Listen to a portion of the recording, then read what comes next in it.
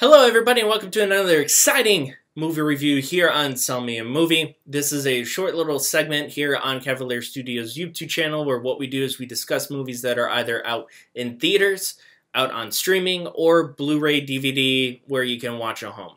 Of course, you can support the channel by hitting the subscribe button down below. Follow us on all social platforms, as well as click on the merchandise link down below where you can get this shirt and many other shirts to help support the channel, keep it going, because all support is much loved. Today we are going to be discussing Angel Studios' Cabrini. If you're not familiar with that, that's okay. I was not either, but let me tell you, it's a film that was needed to be made in today's modern society, especially for educational purposes. So sit back, relax, and let's go ahead and discuss Angel Studios' Cabrini. Hello there, and good evening, ladies and gentlemen, and children. Now, if you're like me and have no idea who Mother Cabrini is, I have a little fun fact for you, or a little fact for you. Her name is actually Frances Xavier Cabrini, also known as Mother Cabrini. She was an Italian-American Catholic religious sister. She founded the Missionary Sisters of Sacred Heart of Jesus, a religious institute that was a major support to her fellow Italian immigrants to the United States. She is also the first American patron saint of immigrants. And of course, this movie obviously details on why she's the patron saint of immigrants in the Catholic religion. Even though I was born and raised Catholic, this is the first time I ever actually heard of her, so it's definitely an insight for my knowledge as well. Now, when it comes to, of course, the actors and actresses, you do have the only actor that I recognize, which was John Lithgow. Mother Cabrini is played by Christina Del Anna. And then, of course, you have Pope Leo, who is Giancarlo Gianni. But really, this movie takes place in 1883, if I'm not mistaken. We do get to start up with a kind of like a side character, Paolo. Now, Paolo is an Italian. Now, if you guys don't know anything about Italians during that time period, trust me, I didn't, because a lot of stuff that we get taught in schools is segregation regarding African Americans. Now, that is horrible all on its own, but also there's other segregation that did happen throughout American history, unfortunately. Like, for an example, many of us do understand or know of how Irish immigrants were segregated as well when they came over from Ireland. I didn't really know Italians were, because I thought they were kind of like the backbone of New York City.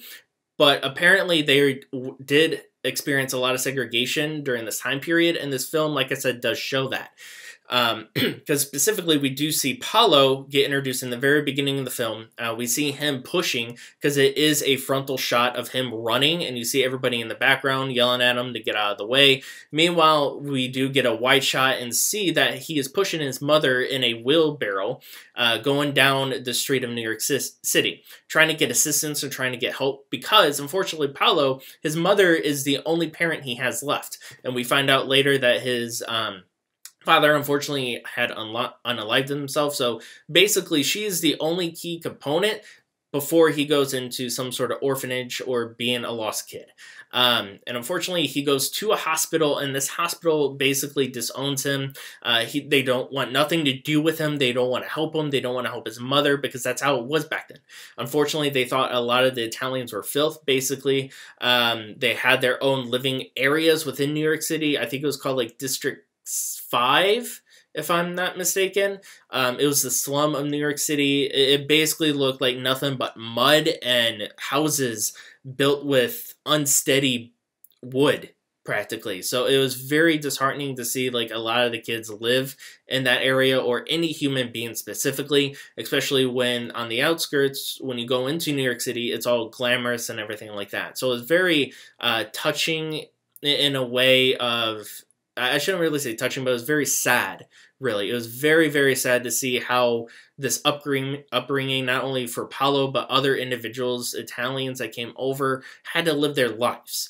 I understand that it wasn't glamorous for everybody, but just seeing it's heavy, basically.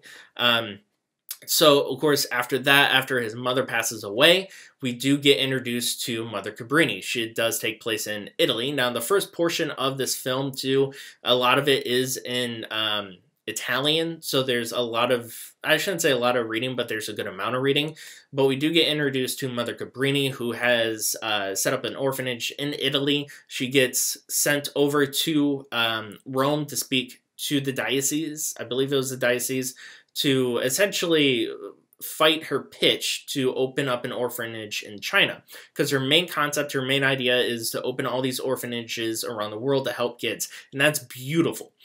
And of course, she gets declined. She then speaks to the Pope, and the Pope says, okay, look, don't go to China, go to New York City instead, mainly because of the fact that we're getting a lot of letters, sad letters about how kids are dying in the streets, and we need you there. Start in the West and then go to the East, is what he said. So she goes over to New York City, and this film alone is a powerhouse for any woman, really, because it shows the strength of what a woman can do, as well as her ability, or women's ability, that once they have an idea and set in their mind, they'll do anything to make it become a reality. Not just that, but a reality and protection for kids. So that's the beautiness of this film. It is a women's powerhouse film made for today and needed for today.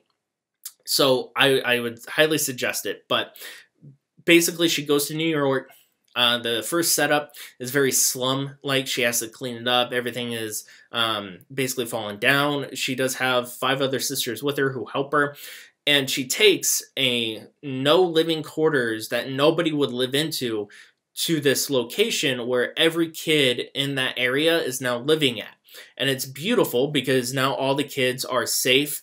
They are well taken care of, mainly because of Mother Cabrini and her kids. Now, during this time period, the mayor of New York City is fighting against her, wants nothing to do with her. She tries to go up a certain level. She asks for loans and stuff from the diocese. They say you can only ask for Italians, but not other Americans, basically, which is kind of rough because now you're asking an individual to ask for donations from people who are struggling themselves. So it shows how she becomes triumphant in that. Not only that, but going from where she was to where she ends up being, obviously we know from what I described to you, is locations around the world. And she does a beautiful job of making sure that kids come first. And she is a fighter throughout the film. She never backs down throughout it. And like I said, it is very much a women empowerment movie that was needed not only for today's society, but educational purposes as well, because it does bring a sense of joy and wonder of what a person can do when they put their mind to it, but also to make sure that everybody is safe. Now, when it comes to the storytelling was beautifully done. It did keep you engaged. Unlike certain movies that I was like, okay, well, there's a slow point. This one didn't really have a slow point because you kind of went in understanding what this film was about. Now, I won't go into detail about any spoilers because I want to have you guys see it.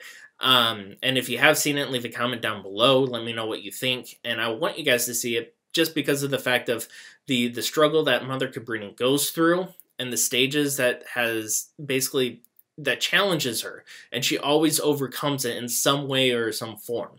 And I believe she does have a disease when she ends up almost drowning in water when she was a kid, tuberculosis, I believe is what is happening to her throughout the film as well. So they always given her a time frame of her death, and she actually exceeds the expectations on that too. Like I said, this film is beautifully done. The cinematography is beautiful as well. The CGI is pushing exactly what movies are supposed to do, and that is the studio's potential. Now, Angel Studios came out with some power hitters. Of course, the most iconic one that they've came out with was the Chosen One, the TV series or series based around Jesus Christ.